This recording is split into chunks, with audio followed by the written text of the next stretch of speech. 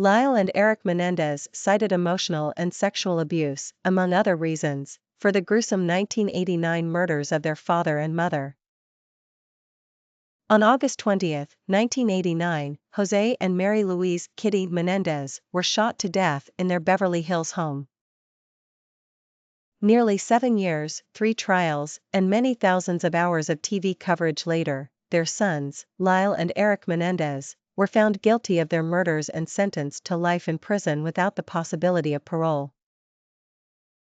The Menendez murders became one of the most famous criminal cases of the late 20th century due to a potent mix of family drama, Hollywood connections, dramatic testimony, and cable TV's ability to blanket the airwaves with coverage.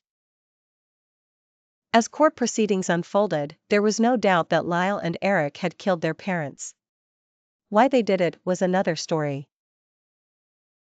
José was born in Cuba and emigrated to the United States as a teenager after the Cuban Revolution. He lived in the attic of a cousin's home until he earned a college scholarship for swimming. In college, he married Mary Louise Anderson, a beauty pageant queen known as Kitty. José earned an accounting degree from Queens College and rose from washing dishes to becoming a successful entertainment executive.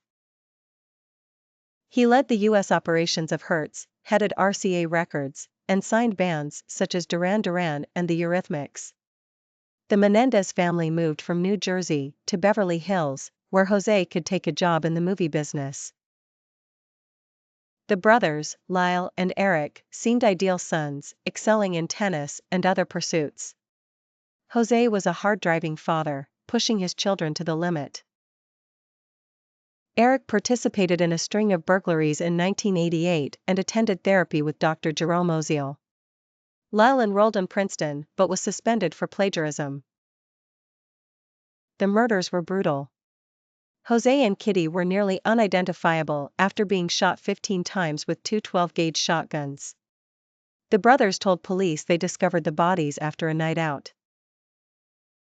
In the months following the murders, Lyle and Erik spent $700,000 of their father's fortune on luxury items. Dr. Oziel continued counseling Erik, who eventually confessed to the murders. Erik and Lyle's taped confessions were central to the case. Prosecutors argued the brothers were motivated by inheritance, while they claimed self-defense due to years of sexual abuse. The first trials resulted in hung juries. In the second trial, TV cameras were banned and the judge ruled insufficient evidence of abuse. Both brothers were convicted of first-degree murder on March 21, 1996, and sentenced to life without parole. They were reunited in the same prison in 2018. Each brother has married in prison and counsel other inmates who have suffered sexual abuse. The Menendez case continues to fascinate, inspiring movies, series, and documentaries.